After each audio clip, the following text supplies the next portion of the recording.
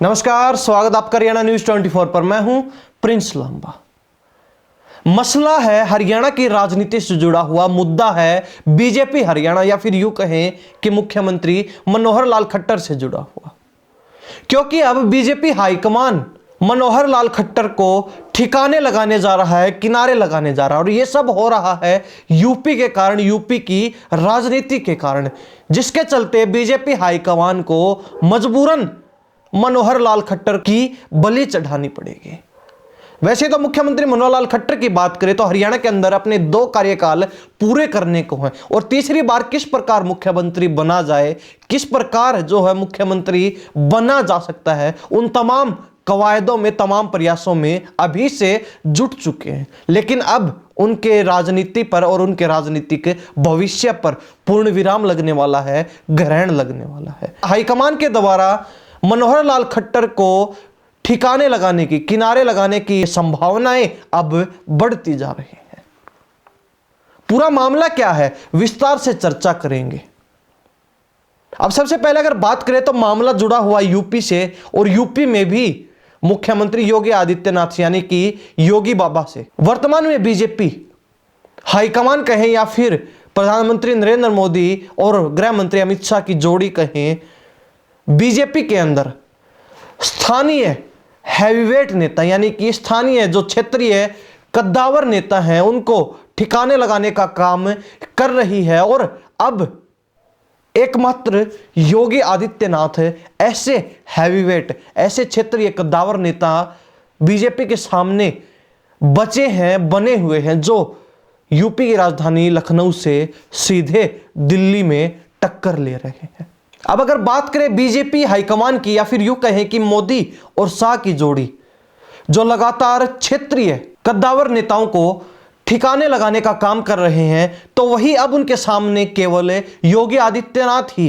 एक ऐसे क्षेत्रीय कद्दावर नेता बचे हैं जिनको वो ठिकाने लगाने में अब तक असफल रहे हैं। कहीं ना कहीं बड़ी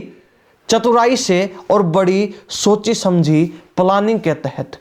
ये पूरा काम जो है, ये पूरी प्रक्रिया जो है की जाने वाली है। जितना आसान योगी आदित्यनाथ को किनारे लगाना लग रहा था बीजेपी के लिए, वो काम इतना आसान है नहीं, बल्कि उससे भी कहीं अधिक मुश्किल और जटिल है। अब आप सोचेंगे कि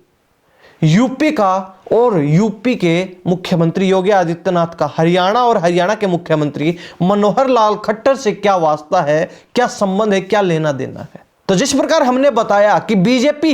हाईकमान अब लगातार छत्रपों को ठिकाने लगाने का काम तो कर ही रही है, यानी कि स्थानीय क्षेत्रीय वो नेता जो अपना एक दबदबा, रुतबा रखते हैं, अच्छी पकड़ रखते हैं और कहीं ना कहीं समय समय पर बीजेपी हाईकमान को, दिल्ली दरबार को आंख दिखाने का काम करते हैं, उनका दबदबा घटाने का काम किया जा रहा है। उनको किनारे करके, उनको साइड करके ऐसे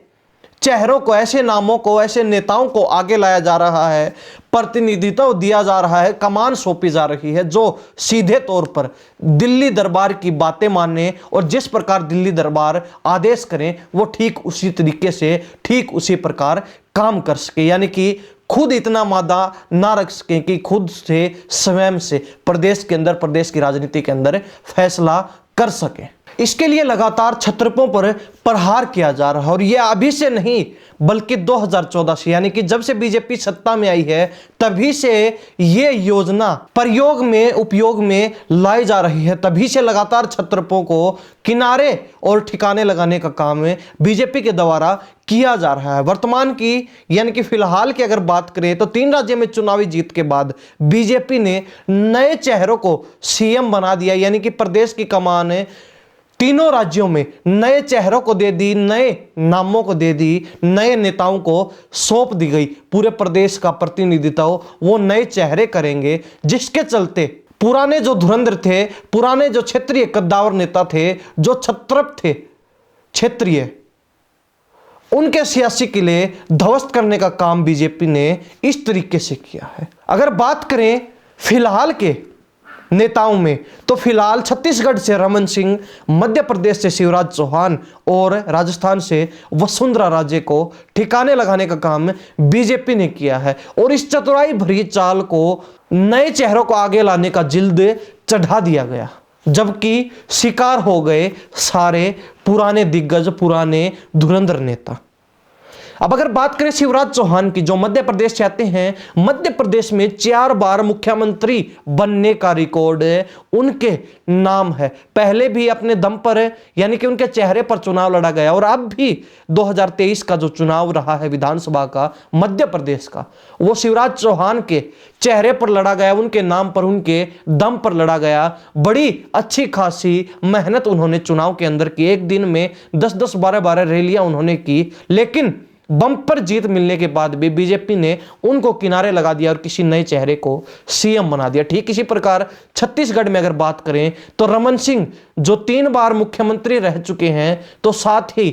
छत्तीसगढ़ में भी बम्पर जीत के बाद और उनके जीतने के बाद भी उनको किनारे लगाकर बीजेपी ने नए चेहरे को प्रदेश की कमान सौंप दी, प्रतिनिधित्व सौंप दिया। ठीक इसी प्रकार राजस्थान के अंदर 2 बार की मुख्यमंत्री रह चुकी वसुंधरा राजे को किनारे लगाते हुए नए चेहरे को प्रतिनिधित्व सौंप दिया। हालांकि वो जीत भी चुकी थी, जीत कर आई, लेकिन फिर भी उनको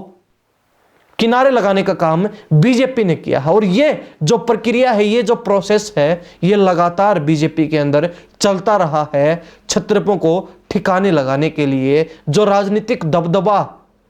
स्थानीय क्षेत्रों पर बीजेपी के इन नेताओं का, क्षेत्रीय नेताओं रहा है, उसको कम करने के लिए। लेकिन अब बीजेपी हाईकमान के सामने अकेले योगी आदित्यनाथ ऐसे बचे हैं जो उनको खुली चुनौती दे रहे हैं, और कहीं ना कहीं यही वजह है कि अब योगी आदित्यनाथ को भी किनारे करने के लिए बीजेपी ने पूरी पटकथा लिखकर तैयार कर ली है। मोदी साहब लगातार योगी आदित्यनाथ को लखनऊ से दिल्ली बुला रहे हैं, लगातार उन्हें निमंत्रण दिया जा रहा है, लेकिन योगी आदित्यनाथ हैं कि वो लखनऊ छोड़ने का नाम नहीं ले रहे हैं और लगातार दिल्ली जाने से मना कर रहे हैं। स्वाभाविक है, दिल्ली बुलाकर योगी आदित्यनाथ के कद को बढ़ाने की बजाय उनके दबदबे को यूपी के अंदर कम करने का काम किया जाएगा, ताकि उनका जो दबदबा है यूपी के अंदर, एक प्रचंड हिंदुत्व की राजनीति जो वो कर रहे हैं, और पूरे देश के अंदर हिंदुत्व की राजनीति के चलते उनकी जो पकड़ बन चुकी है लोगों के दिलों में, जो वो अपनी जगह बना चुके हैं, कहीं ना कहीं बीजेपी हाईकमान को उसी चीज का डर सता रहा है, जिसके चलते लगातार उन्हें मुख्यमंत्री पद से हटाकर मुख्यमंत्री पद से तब्दील करके दिल्ली बुलाने का काम किया जा रहा है कि आप आइए और आप 2024 के महामुकाबले में शामिल होकर सांसद बनकर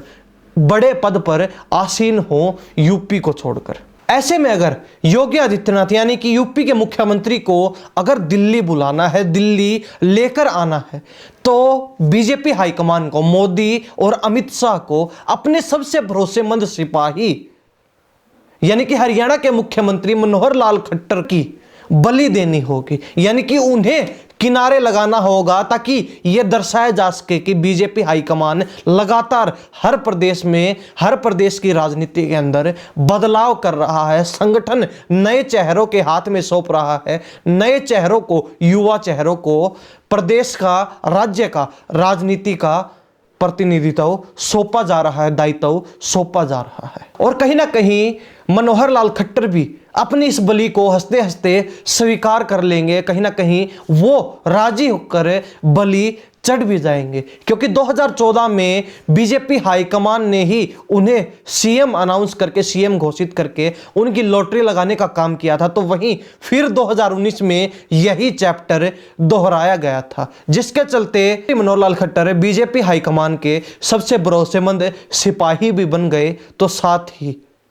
बीजेपी हाईकमान की बदौलत ही वो 2 बार मुख्यमंत्री बन पाए, जिसको देखते हुए वो हाईकमान के फैसले को बड़ी आसानी से और बड़ी सरलता से मंजूर कर लेंगे। इसके साथ ही बीजेपी अपना उल्लू भी सीधा कर लेगी, तो साथ ही वो कहावत है कि सांप भी मर जाएगा और लाठी भी नहीं टूटेगी। तो ये वो संबंध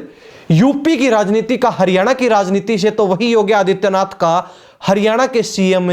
मुख्यमंत्री मनोहर लाल खट्टर से है, जिसके चलते यानी कि योगी आदित्यनाथ को अगर हटाना है, अगर दिल्ली बुलाना है, दिल्ली बुलाकर यूपी के अंदर उनके दबदबे को कम करना है, तो उसके लिए बीजेपी को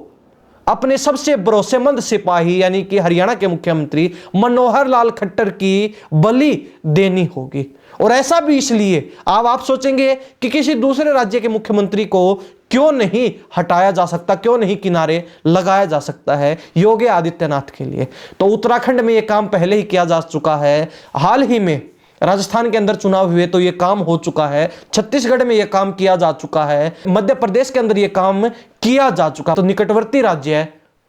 यूपी है, सटा हुआ राज्य है हरियाणा ही बचता है। तो कहीं ना कहीं हरियाणा में किसी नए चेहरे को दायित्व देकर, किसी नए चेहरे को कमान सौंपकर बीजेपी ये साबित कर देगी, ये दर्शा देगी कि बीजेपी हाईकमान की तरफ से, बीजेपी आलाकमान की तरफ से प्रत्येक राज्य के अंदर बदलाव किया जा रहा है। प्रत्येक राज्य के कमान जो है नए चेहरों को, युवा चेहरों को सौंपी जा रही है, जिसके चलते योगी आदित्यनाथ को दिल्ली बुलाया जा सकता है आसानी से। लेकिन एक बात यह भी है कि हरियाणा के अंदर भी लगातार ये आवाज उठती रही है, ये आवाज चलती रही है कि बीजेपी अगर मुख्यमंत्री चेहरे को बदल देती है, किसी नए चेहरे को, किसी नए व्यक्ति को, किसी नए नेता को अगर मुख्यमंत्री